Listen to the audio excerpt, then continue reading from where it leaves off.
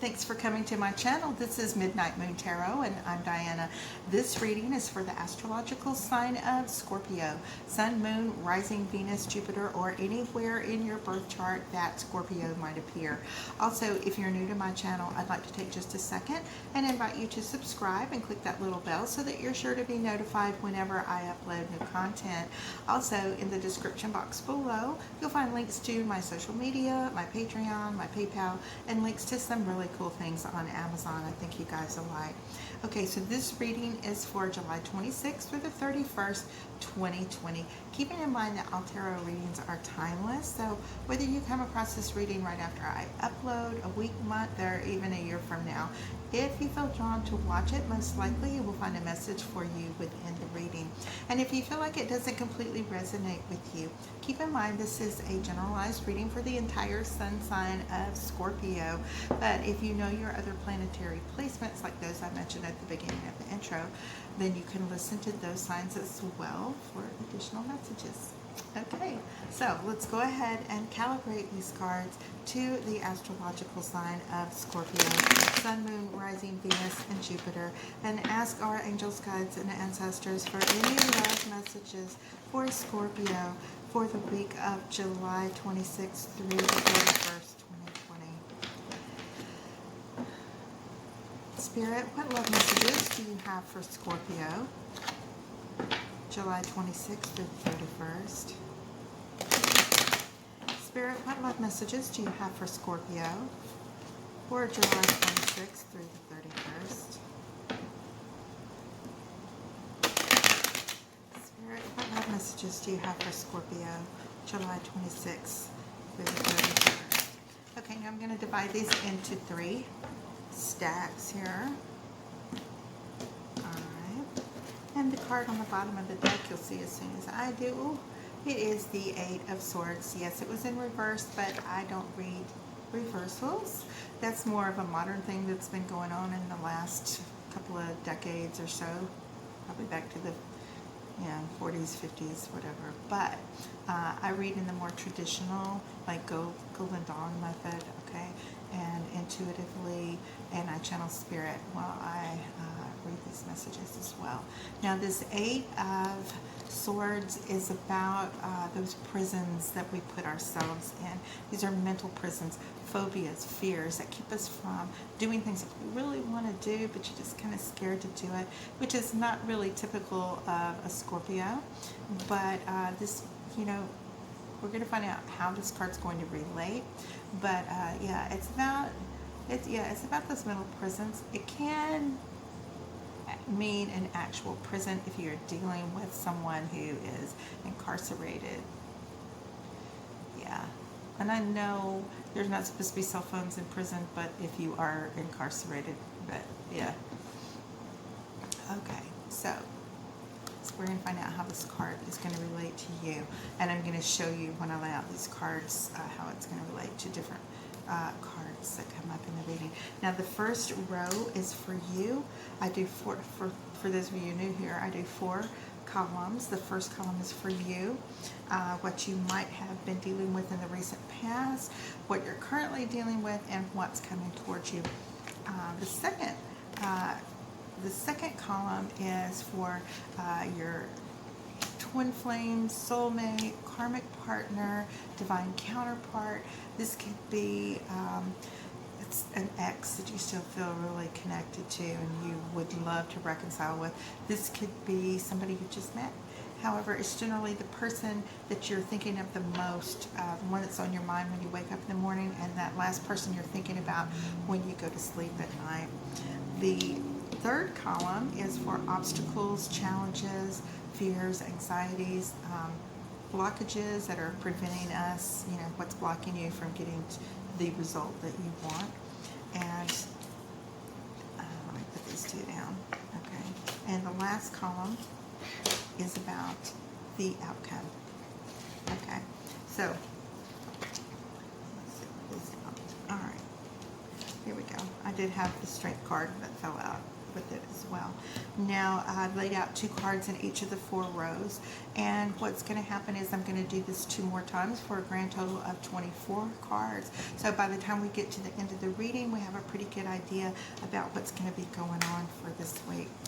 Now we have the Fool as well as the 2 of Pentacles. Now the 2 of Pentacles, you could very well be dealing with a water sign. You see this water that is back here, or it could be anybody or somebody that has a lot of water in your chart. It could even be you if you are if this is not you, okay?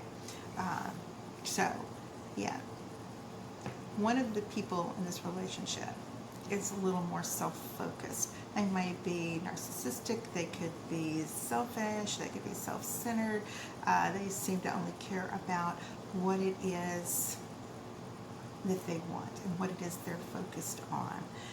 See how he has his back turned, and in the background you see these turbulent waters and these ships that are being tossed around, and these people and these ships don't know if they're about to drown and die or what's going to happen, if they're going to be shipwrecked. They don't know. And this person here, he's smiling and dancing and playing and very, very focused on himself. This is not always necessarily the case. Sometimes the person is distracted by personal things that are going on in their life. They could have a sick family member, they could have like some very serious business going on, some different things that are going on like this, where you are at the point of deciding whether you want to like jump into this relationship and, foolishly ignore things that are going on. You have the optimistic outlook that you just want it to work so bad that nothing's going to go wrong. It's kind of at the point where you're kind of willing maybe even to tolerate some things that you wouldn't normally tolerate. Sometimes you're feeling ignored, like this guy is right here. Now, when we get to your partner's column, we have that 5 of Swords, and we have the High Priestess. Now this card is for you as far as how you're feeling about the relationship, and this card is your partner. So, you may confront your partner about maybe you're just not giving me the attention that I need or whatever. This 5 of Swords talks about those kind of discussions or arguments that you have with somebody and they don't want to hear it. It could be a guilty conscience. It could be something going on in their life. It could be whatever, but in order to end it and end it quickly, this is the person that resorts to name calling. This is a person that it says a lot of, they kick you when you're down. They find your weak spot and they go for it, okay? And so this is you walking off from it because you're not typically the kind of person that's going to be disrespected and spoken to that way. Now, when we have the High Priestess, this is you thinking over the relationship. Is this really what I want? Do I want, no matter how much I love this person, do I always want to feel like I'm coming second to them? Do I want to feel like I'm being ignored all the time? Do I want to be in a position where, I'm there? And this is where this card comes in, Are you afraid to stay, see how it comes out? Or are you afraid to leave because you're afraid there might not be another person coming along, soggy potato chips are better than no potato chips. Some people feel like they're willing to stay in a relationship because it's better to have a relationship that's not so great rather than to have no relationship at all.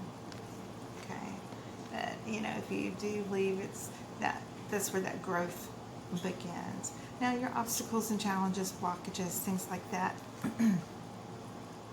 Of course, partying.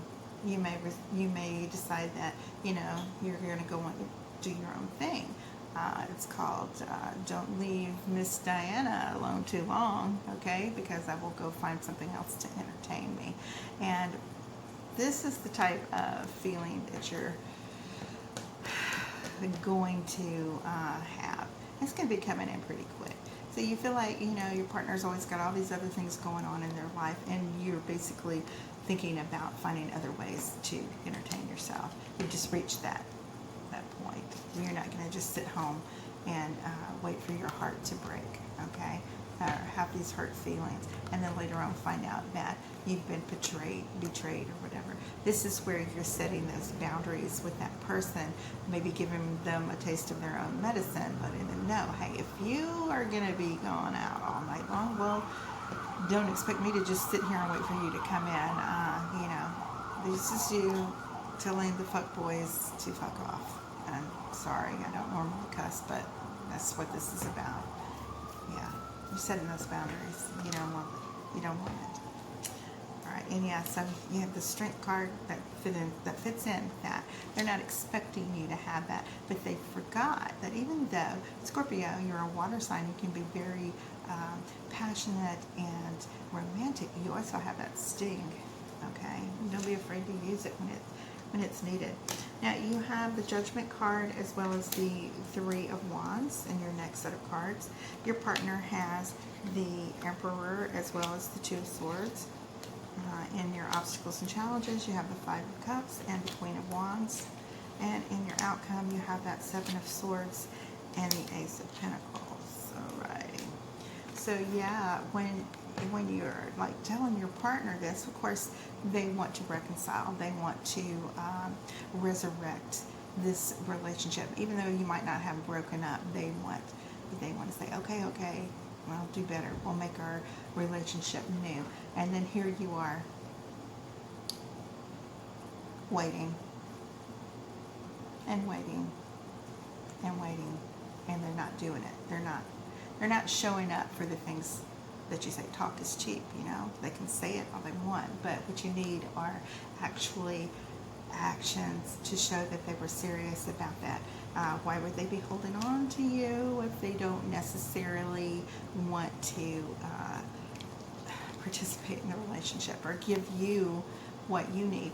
So we have this Two of Swords here, and you view your person as somebody who's basically supposed to have their little act together. There's someone that you know, you've looked up to, someone that you thought maybe was a soulmate type person, that, you know, was reliable, dependable, smart, funny, romantic, but at the same time you just want to call that truce. It's like enough is enough. This is where you're using your head over your heart in order to make this decision. All right, now when you get to the obstacles and challenges, you have the Queen of Wands and you have this Five of Cups, okay? So you're feeling kind of ruthless. You're feeling kind of little adventurous. You're thinking, you know, I'm really getting bored sitting here by myself. And at the same time, you're feeling sad that these three cups are empty, you know? This is an example of the person showing you exactly who they are. This is red flags here. When you have this nice conversation with them, and who's not going to listen to you when you sit down and have a respectful adult conversation? It's like, these are the things I really need in this relationship, and I'm not receiving them, and maybe you provided them at one time and now you're not, and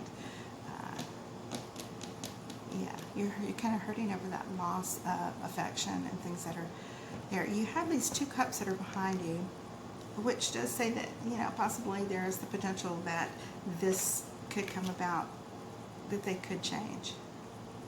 Likely it's not, especially with these two cards coming up in your outcome. You have that Seven of Swords, and this is like when you are finding out that this person has actually been like kind of sneaky, lying, manipulating, kind of smug about themselves. They've been pulling the wool over your eyes. And then the universe steps in and says, dear Scorpio, you don't have to live like that. I'm offering you a way out. Here's a little doorway right here. And here's this Pentacles. This is security. This is loyalty, which is very important to you. This is success. Come here and take this. Just while you're back here with that, you're not going to get it. You got to walk through that door in order to receive it. Now when we get to the third set of cards, we have the Hierophant as well as the Queen of Pentacles. We have the Two of Wands and the Six of Swords. Obstacles and challenges, we have the Four of Pentacles and the Five of Wands. In your outcome, we have the Ace of Cups and the Two of Cups. Okay. Happy ending after all. It's time to grab that ace and go. So yeah, you have the Queen of Pentacles and you have the Hierophant, and you are actually looking for that long-term security. You're actually looking for your happily ever after. You really enjoy having that passionate, loving, romantic, permanent relationship with somebody.